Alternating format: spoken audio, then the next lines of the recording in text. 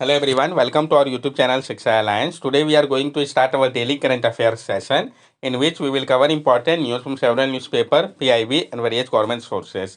So let's begin our session. Our first topic is Papua new ग्वेना। तो हम जानेंगे Papua new ग्वेना के बारे में। और मैप बेस्ड क्वेश्चन आ सकता है तो मैप में इसके लोकेशन को भी देखेंगे। Recently, India had dispatched relief material worth $1 million to aid those affected by a major volcanic eruption in Papua New Guinea, particularly around Mount Alawan. The eruption covered extensive damage, leading to the evacuation of over 26,000 people.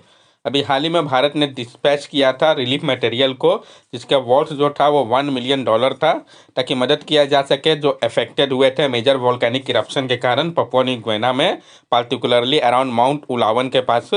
ये जो eruption है इसके कारण extensive damage हुआ था और जिसका परिणाम स्वरूप इवैक्यूएट करना पड़ा था 26,000 से अधिक पीपल को। पपुआ न्यू गिनी जो है ये साउथ वेस्टर्न पैसिफिक में है। ये इनकम्पास करता है आपका ईस्टर्न हाफ को न्यू गिनी के एरिया का, और ये ऑफशोर आइलैंड है। कंट्री जो है उसका इमेंस कल्चर और बायोलॉजिकल डाइवर्सिटी है। इसको हम जानते हैं इसका बीचेस और कोरल रीफ के कारण। It has several volcanoes, primarily due to its location on the Pacific Ring of Fire. This region is characterized by instant tectonic activity, including the subduction of several tectonic plates beneath the Pacific Plate. और यहाँ पे बहुत सारे volcano है, mainly जो है इसका location है पैसिफिक रिंग ऑफ फायर में। इस कारण ये जो रीजन है इसको कैरेक्टराइज किया गया है इंटेंस टेक्टोनिक एक्टिविटी के लिए, जिसमें कि सबडक्शन होता है बहुत सारे टेक्टोनिक प्लेट का पैसिफिक प्लेट के बीनीथ। यहाँ पे आप देख सकते हैं पपुआ न्यू गिनी के लोकेशन को, इक्वाडोर, ऑस्ट्रेलिया सब आप देख पा रहे होंगे। तो अगर मैप बेस्ड क्वेश्चन आए तो आपको परेशानी नहीं होने चाहिए। नेक्स्ट टॉपिक हमारा Reliance retail Jio mart partnership with self help group. तो रिलायंस का जो रिटेल जियो मार्ट है उसने पार्टनरशिप किया है सेल्फ हेल्प ग्रुप के साथ। पीआईबी की न्यूज है, जानेंगे इसके बारे में हम। Ministry of rural development has signed a memorandum of understanding with Reliance retail Jio mart to enhance the outreach of products from self-help group under the Deen Dayal Antyodaya योजना national rural livelihood mission.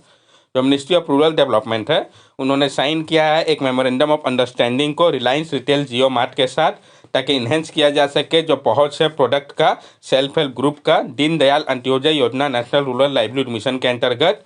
The collaboration allows self-help group to be a seller on JioMart, widening their market and visibility. This initiative aligned with Ministry of Rural and Development Saras collection, providing benefit and guidance to self-help group seller for online business growth. और ये जो collaboration है ये allow करेगा self help group को कि वो seller बने जियो मार्ट में। ये वाइडन कर देगा उनके मार्केट को और उनका विजिबिलिटी को। ये जो इनिशिएटिव है वो अलाइन कर रहा है जो मिनिस्ट्री ऑफ रूरल डेवलपमेंट सारस कलेक्शन उसके साथ, और ये प्रोवाइड करेगा बेनिफिट को और गाइडेंस को सेल्फ हेल्प ग्रुप के सेलर के लिए, ताकि उनका जो ऑनलाइन बिजनेस है उसका ग्रोथ हो सके। जियो मार्ट मदद करेंगे सेल्फ हेल्प ग्रुप को सेटअप करने में और ऑपरेट करने में, उनके अकाउंट को ऑफर करेंगे ट्रेनिंग को और सपोर्ट करेंगे पोस्ट लॉन्च भी, ताकि इंश्योर किया जा सके उनके बिजनेस में ग्रोथ को। What is the Saras collection brand? ये सारस कलेक्शन ब्रांड है क्या? It is dedicated to promoting and showcasing product made by self help group across India. जो आपका सारस कलेक्शन ब्रांड है ये डेडिकेटेड है प्रमोट करने के लिए और दर्शाने के लिए जो प्रोडक्ट है जो कि बनाया गया है सेल्फ हेल्प ग्रुप के लोगों के द्वारा पूरे भारत में। This product typically include handloom, handicraft, textile, pantry item, home decor, beauty product and various other item crafted by rural artisan and entrepreneur.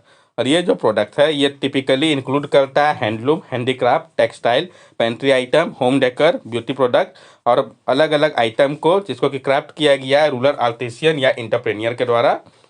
Irritation cloud next topic हमारा, जानेंगे हम इसके बारे में। Rare irrigation cloud known as nacreous cloud were spotted over part of Scotland, Northern England and the West Midland recently.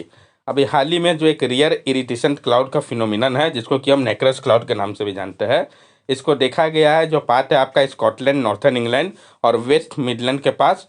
The cloud resembling mother of pearl और known for their pastel light reflection during sunset and sunrise. और ये जो cloud है ये resemble करते हैं mother of Perl के जैसा ही, और इनको जाना जाता है इनके पेस्टल लाइट रिफ्लेक्शन के कारण सनसेट और सनराइज के दौरान। This phenomenon occur as light diffract around tiny icy crystal within the cloud, creating an effect similar to a thin layer of oil and water. और ये जो phenomenon है ये होता है जब सनलाइट जो है डिफ्रैक्ट करता है अराउंड टाइनी आइस क्रिस्टल को क्लाउड के विद इन, क्रिएट करता है एक इफेक्ट को जो कि बहुत हद तक लगता है कि थिन लेयर है ऑयल और वाटर का। Nacreous clouds are rare in UK and are usually seen when cold air from the polar vortex temporarily hovers over the region. और एक्वियस क्लाउड जो है वो बहुत कम देखा जा पाता है यूके पे। ये यूजुअली तब होता है जब कोल्ड एयर जो होते हैं पोलर वॉर्टेक्स के, वो टेम्पोररी होवर्स करता है इस रीजन को। The mechanism behind iridescent cloud is diffraction, which occur when small water droplet or small icy crystal it scatters its sunlight. Large icy crystal do not produce iridescent but can cause halos. और ये जो mechanism है इसके पीछे का, इरिडेंट cloud जो दिखता है ये डिफ्रैक्शन है। तो किस कारण होता है ये याद होना चाहिए आपको, डिफ्रैक्शन के कारण, जो कि होता है तब जब स्मॉल वाटर ड्रॉपलेट या स्मॉल आइस क्रिस्टल स्कैटर करता है सनलाइट को। अगर लार्जर आइस क्रिस्टल होगा तो ये नहीं प्रोड्यूस करेगा इरिटेशन को, बल्कि ये इसके कारण हेलोस देखा पाएगा। यहाँ पर आप देख सकते हैं ये कैसा दिखेगा। नेक्स्ट टॉपिक हमारा पलना स्कीम। तो हम जानेंगे पलना स्कीम के बारे में। अभी हाल ही में union women and child development ministry ने प्लान किया है, वो सेटअप करेंगे 17,000 स्क्रैचेस को आंगनवाड़ी सेंटर में पूरे भारत के पालना स्कीम के अंतर्गत, जिसका मकसद होगा नूरिश करना। इस स्कीम के बारे में हम जान ले। ये जो पालना स्कीम है ये सेंट्रली स्पॉन्सर इनिशिएटिव है ministry of women and child development का। पहले इसी को हम नेशनल क्रैच स्कीम के नाम से जानते थे। ये जो स्कीम है ये आपका पार्ट है सामर्थ्य का, जो कि एक सब कॉम्पोनेंट है मिशन शक्ति के अंतर्गत आता है। मकसद इसका क्या है, तो एड्रेस करना जो अर्जेंट नीड है क्वालिटी डे केयर फैसिलिटी क्रेचेस का चिल्ड्रन के लिए, वर्किंग वुमेन के। और दूसरा इम्प्रूव करना न्यूट्रिशन और हेल्थ स्टेटस को चिल्ड्रन का। ये क्रेच होता क्या है, तो क्रेच एक फैसिलिटी है जो कि अलाउ करता है पेरेंट को कि वहाँ पे छोड़ सकते हैं अपने चिल्ड्रन को, वहाँ पे उनको देखा जाएगा एक वैसे इन्वायरमेंट में जो कि सुटेबल होगा उनके लिए, उनके वर्क के पास। मैटरनिटी बेनिफिट एक्ट की अगर हम बात करें तो मैटरनिटी बेनिफिट एक्ट 2017 जो है ये रिक्वायर करता है कि जो हर एक इस्टेब्लिशमेंट है जहाँ पर 50 या उससे अधिक एम्प्लॉय काम करते हैं वहाँ पर फैसिलिटी होना चाहिए क्रेच का विथ इन प्रेस्क्राइब डिस्टेंस में।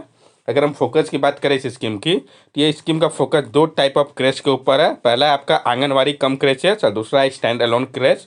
तो जो आपका आंगनवाड़ी कम क्रेचेस है ये सेंटर कंबाइन करेगा एग्जिस्टिंग आंगनवाड़ी सर्विसेज को डेडिकेटेड क्रेच फैसिलिटी के लिए।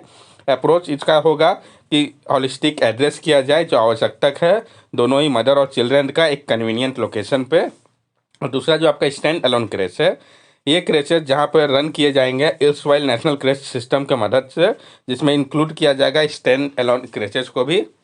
सर्विस की अगर हम बात करें जिसको कि इंक्लूड किया जाएगा इसके अंतर्गत, ये जो प्रोग्राम है ये इनकम्पास करेगा अर्ली स्टिमुलेशन सर्विस को, जो चिल्ड्रन है जिनका एज अंडर 3 ईयर्स है, जिसमें कि स्लीपिंग फैसिलिटी की आवश्यकता भी होगी।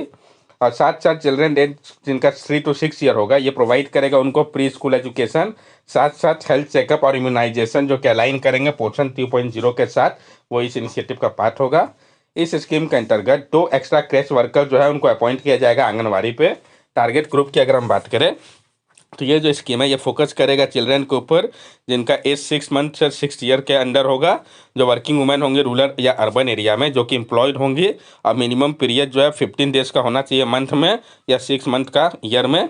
बेनिफिट इसका क्या होगा, तो जो इंस्टीट्यूशनलाइजेशन की बात कही गई है डे केयर सेंटर की, ये फॉर्मलाइज करेगा भारत के केयर इकोनॉमी को और इंश्योर करेगा सेफ्टी हेल्दी और न्यूट्रिशन बेनिफिट को चिल्ड्रन के लिए। मिशन शक्ति के बारे में भी हम जान लें। तो मिशन शक्ति जो है ये फोकस करेगा वुमेन के सेफ्टी और एम्पावरमेंट के ऊपर। ये कंप्राइज करता है 2 सब स्कीम को, कौन कौन सा, संबल और सामर्थ्य। संबल जो है ये एड्रेस करेगा सेफ्टी और सिक्योरिटी को। इनिशिएटिव जो है जैसे कि one stop centre and women helpline के मदद से, ये आपको पता होना चाहिए। और सामर्थ्य जो है ये फोकस करेगा वुमेन एम्पावरमेंट के ऊपर, प्रोग्राम जैसे कि उज्ज्वला और स्वदर गृह के मदद से। नेक्स्ट टॉपिक है हमारा सॉवरिन क्रेडिट रेटिंग। तो हम जानेंगे सॉवरिन क्रेडिट रेटिंग के बारे में। Indian Chief Economic Advisor in its recent paper has raised concern about the sovereign credit rating system। Bharat के जो चीफ इकोनॉमिक एडवाइजर है उन्होंने अभी हाल ही में एक पेपर पर रेज किया था चिंता को सॉवरेन क्रेडिट रेटिंग सिस्टम को लेके। क्रेडिट रेटिंग होता क्या है, तो क्रेडिट रेटिंग एक असेसमेंट होता है क्रेडिट वर्थनेस को लेके बोरोवर का, जिसमें कि इंडिविजुअल कंपनी या कंट्री आते हैं। सॉवरेन क्रेडिट रेटिंग है क्या, तो जो सॉवरेन क्रेडिट रेटिंग है ये एक इंडिपेंडेंट असेसमेंट है कंट्री के क्रेडिट वर्थनेस को लेके। ये इवेलुएट करता है कंट्री के एबिलिटी को लेके रिपे करने के लिए डेप्ट को बिना कोई डिफॉल्ट के, जो कि प्रभाव डालता है जो रिस्क एसोसिएटेड है इन्वेस्टिंग को लेकर डेप्ट इंस्ट्रूमेंट की मदद से। जो मेन एजेंसी इसके लिए जिसमें कि standard and poor, Moody, fintech rating आता है। और कंसीडर किया जाता है economic indicator, physical policy, policy stability और ट्रेड पोजीशन को। इसके लिए क्या महत्व है क्रेडिट रेटिंग का, तो ऑब्टेन करना एक गुड क्रेडिट रेटिंग को ये काफ़ी ज़्यादा ज़रूरी है एक्सेस कर पाना फंड के लिए इंटरनेशनल बॉन्ड मार्केट की मदद से और अट्रैक्ट करने के लिए फॉरेन इन्वेस्टमेंट को। ये प्रभाव डालता है बोरोइंग कॉस्ट के ऊपर ग्लोबल फाइनेंशियल मार्केट का। एलो करता है कंट्री को कि वो हायर रेटिंग रखे ताकि बोरो किया जा सके कम से कम इंटरेस्ट रेट में। की कंसर्न जो कि रेज किया गया था यहाँ पे, तो कंसर्न जैसे कि जो डिसएडवांटेजियस रेटिंग मेथड है डेवलपिंग कंट्री का, जो कमी है ट्रांसपेरेंसी की एक्सपर्ट के सिलेक्शन को लेके, जो अनक्लियर वेट दिया गया है जो पैरामीटर है उसका लेके, और जो सब्जेक्टिव असेसमेंट है जो कि फेवर करता है एडवांस इकोनॉमी को, इन सब को लेके कंसर्न रेज किया गया है। 2006 से 2022 के दौरान भारत का जीडीपी जो है वो राइज किया है, फॉरेन एक्सचेंज रिजर्व काफ़ी बढ़ा है, उसके बावजूद भी जो क्रेडिट रेटिंग है वो काफ़ी कम है जितना एक्सपेक्ट हम कर रहे हैं। जो आपका सीआरए है वो बहुत ज़्यादा डिपेंडेंट है वर्ल्ड बैंक के गवर्नेंस इंडिकेटर के ऊपर, जो कि एक्सप्लेन करता है सिर्फ 68% ऑफ इंडिया के रेटिंग को किस तरीके से सीआरए रेट करता है भारत को। तो जो एस&पी ग्लोबल और फिनटेक है इसने रेज किया है भारत के रेटिंग को, बीबीबी दिया है लोवेस्ट इन्वेस्टमेंट ग्रेड, जबकि मूडी ने इनिशियली अपग्रेड किया इसको और बाद में रिवर्ट कर दिया Baa3 पे। वे अहेड क्या हो सकता है भारत के लिए, तो इंडिया को आवश्यकता है फिजिकल कंसोलिडेशन की, रिड्यूस करना होगा गवर्नमेंट के जेब टू जीडीपी रेशियो को और इम्प्रूव करना होगा डाटा क्वालिटी को। जो कमी है पोस्ट 2011-12 के बाद का सर्वे रिजल्ट का, फोकस करना होगा, इंपॉर्टेंस है एक्यूरेट और ट्रांसपेरेंट डाटा का। क्रेडिट रेटिंग जो है भारत में, तो जो सेबी है भारत की वो रेगुलेट करती है क्रेडिट रेटिंग एजेंसी, जिसमें कि CRISIL, CARE, ICRA, Acuite rating, Brickwork rating, India rating and research private limited और इन्फॉर्मेटिंग value and rating private limited आते हैं। नेक्स्ट टॉपिक है हमारा India and Bangladesh trade. PIB की न्यूज़ है, इंपॉर्टेंट टॉपिक है, तो जानेंगे हम भारत और बांग्लादेश के ट्रेड के बारे में। इंडिया और बांग्लादेश ने ऑफिशियली इम्फेसाइज किया है जो आवश्यकता है कोऑर्डिनेटेड बॉर्डर मैनेजमेंट की, ताकि एड्रेस किया जा सके ट्रांस बॉर्डर क्राइम को। जो शिपिंग सेक्रेटरी लेवल टॉक हुआ था भारत और बांग्लादेश के बीच में ढाका में, इसको अभी हाल ही में कंक्लूड किया गया था। तो इसमें डिसीजन लिया गया था कि आसान किया जाएगा वीज़ा इशुएंस को लेकर, शॉर्ट लिव फैसिलिटी और रिपेट्रिएशन फॉर सी फेरर की फैसिलिटी को प्रोवाइड किया जाएगा। की आउटकम क्या निकला, जो इस्टेब्लिशमेंट की बात कही गई है लैंड रूट को LCH राधिकापुर एंड हुडीबरी के पास, यह इन्हेंस करेगा ट्रेड और कनेक्टिविटी को। बांग्लादेश का प्लान है कि वो एक्सटेंड करें इंडो बांग्लादेश प्रोटोकॉल रिस्क को, जो कि डेजिग्नेट होगा सफर्दी के रूप में एक नए पोर्ट को ऑफ कॉल के लिए। जो कॉमन ऑटोमेटिक आइडेंटिफिकेशन सिस्टम है IPP रूट पे, ये बेहतर व्हीकल को नेविगेट करने और ट्रैक करने में मदद करेगा। जो इंक्लूड करने की बात कही गई है पायरा सीपोर्ट को agreement on use of Chittagong and Mongla port for movement of goods के अंतर्गत, और साथ साथ बायलेटरल ट्रेड वॉल्यूम जो है वो $16 बिलियन से अधिक का हो चुका है। इंडिया और बांग्लादेश जो है वो सेकेंड लार्जेस्ट ट्रेडिंग पार्टनर है चाइना के बाद भारत बांग्लादेश का। ये इंपॉर्टेंट पॉइंट है, ये आप देख सकते हैं किस माध्यम से ट्रेड होता है। तो ये आपका रूट है मोंगला पोर्ट चिटागोन पोर्ट के बीच में, सीमतपुर में हो गया, अगरतला, सिकंदरपुर, दवाकी के माध्यम से। तो यही रूट है जिसके माध्यम से भारत और बांग्लादेश के बीच में ट्रेड होता है। That's all for daily current affair session. अगर आपको हमारी वीडियो अच्छी लगी हो तो हमारे चैनल सब्सक्राइब करें, हमारे वीडियो को लाइक करें और ज़्यादा से ज़्यादा शेयर करें। These are our social media link. From here also you can stay connected with us and give us your valuable feedback. Thank you and have a nice day.